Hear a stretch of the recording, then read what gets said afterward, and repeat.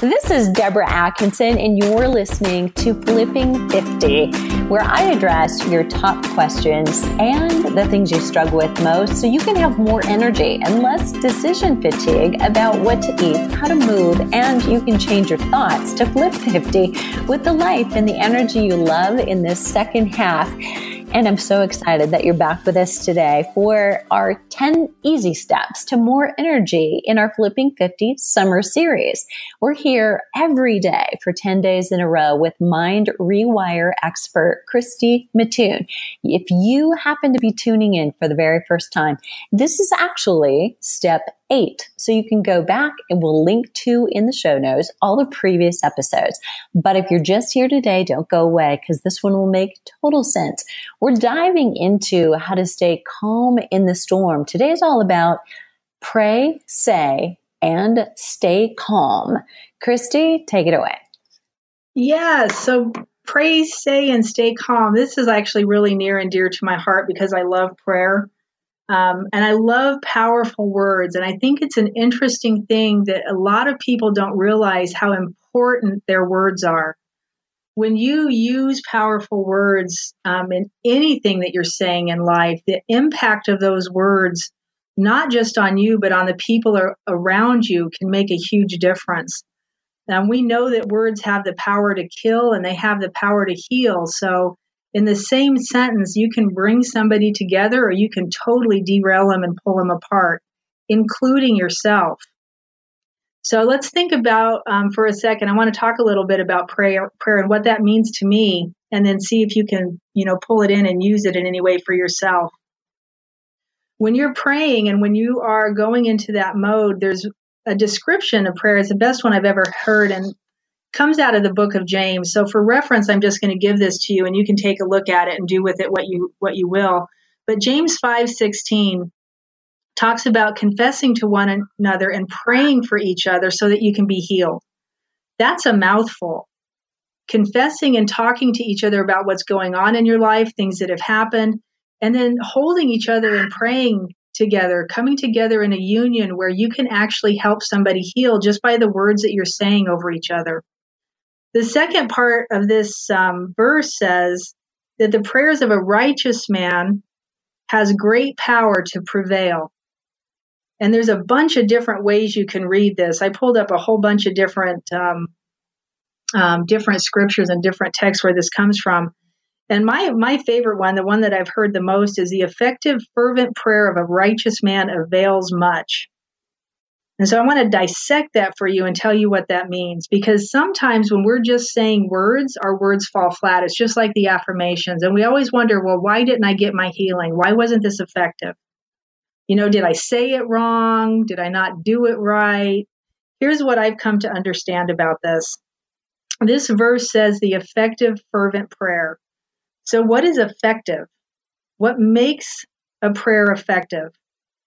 It's the words that you're saying, the words that you're knowing, the things that you're needing, and you're not second guessing. You're not saying it with a question mark at the end. So we never say it in a negative context. No nots, takes, maybes, didn't, don't, isn't, right? It's a strong statement of a fact that you want to see in your life. Where that's part about not second guessing and not questioning, right? Say it, be strong in what you're saying, know what it is you're saying, and just stand in that strength. The second part of this is the effective fervent. What is fervent? So I've heard this talked about in many different ways. And fervent means with words, or it means with feeling. It means with big, big feeling. When something is fervent and you're feeling it fervently, you're feeling, oops, my computer's deciding to go crazy. You're feeling something so big with passion and intensity, it's almost hard to describe.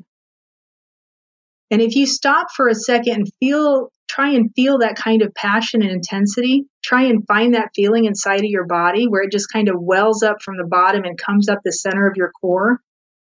That's fervent. That's what this fervent feeling is. So effective, we're using our words. Fervent, you're adding feeling to it. You're going to pray it with passion and with intensity and with conviction. And feel what it is you're praying. Feel the words that you're saying. And especially if you're praying it over somebody else. Right? Because if you feel like your prayers are falling flat, it's because you've missed that second part and you didn't add the feeling into it. That makes a huge difference. So the emotion, find it, feel it. When you're moved by the Spirit, people usually feel that first before they can apply words to it. If something is in the will of God, if you're asking for something that's in the will of God, unless you don't know what the will of God is, you don't really even have to ask for it. It's in His will. Step out in faith and take it. Health is one of those things. I fully believe this. It is in the will of God that we all be healthy. The reason we're not is because what we do to ourselves. The reason we're not is because of our food supply. The reason we're not is because we don't apply the good feelings, the good thoughts, and staying inside that healthy place inside of our system. It's all the stuff that's happened to us that instead of taking it and saying, no, that's not me, I'm going to feel this way instead. And sometimes it's just because we don't know. We don't know we can do that. So we want to find that place inside our body. When you pray, feel it. Say what you mean what you say, and really stand in that conviction. So the next part of this is talks about a righteous man. What is a righteous man? In the Greek, the word is deauku. I can't really say it. Deigeo. I really can't say it. But it means not guilty. It means not guilty. So the prayers of a not guilty person, if you're standing there praying and you're putting all your love and faith into this, you're not going to be guilty. And it avails much because it's going to bring much back to you. We're planting seeds. You're planting seeds into what you want to see in your life. When those seeds grow and sprout, it's going to bring back to you the fruit that you're looking for. All right. So one of the things I want you to think about is taking back what's yours, what's rightly yours. We've given away a lot of our energy and power to our negative thoughts and feelings. And it comes back to the physical construction and the chemical construction of your body that we keep talking about. If you take your power back, what it means is you're allowing yourself to use those higher level chemicals.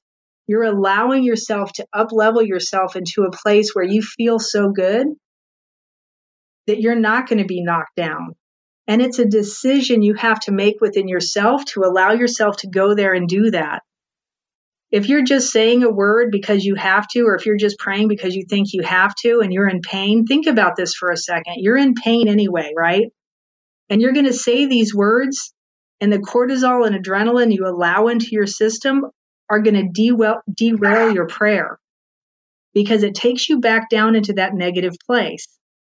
If you're in pain and things are going wrong and nothing's right, but you get into that place of prayer and you bring your system up and you feel the prayer from that place where it's fervent, where you're feeling the passion and the intensity of what you're saying, you're going to change your chemical construction. I believe this is where miracles happen. Because with that chemical construction, it's been proven, and actually quite a lot lately by Joe Dispenza. He's doing a lot of work in this area, where you change somebody's chemical construction and hold it there long enough at that higher level, you can start flipping genetic switches.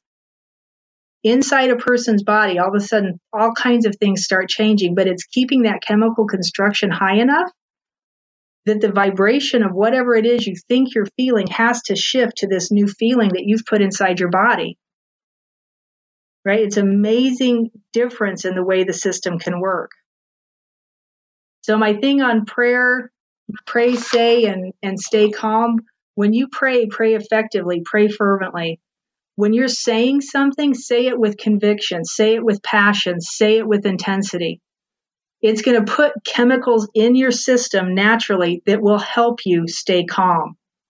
You don't have to work to stay calm when the chemicals are in the right order and when your mind and body are in alignment with what you're doing. So you can get excited. You can move your chemicals. You can tell God all about it and just watch things happen. He gave us this body. It has working parts that are meant to do this for us. You just have to tap into them and use them. And when you're connected, back spiritually into that place, it just seems familiar. It's that sense of peace. When you know you're feeling that peace, that's when you've hit it. That's when you're there. So if you have questions about this one, please contact me. I love to talk about this stuff more with you. And there you go. Great. Awesome. Christy's contact information will be below the show links at flipping50.com/podcast, the Summer Energy Series. And, this ties right into what we're talking about tomorrow. So be sure and come back. Christy teased it. Really, it's all about practice makes perfect. And it's a specific kind of practice, most likely, that you want to be working on. So share this with a friend if it's been helpful, and surround yourself with a supportive community of women on the same journey. What are you waiting for? Start flipping 50 today.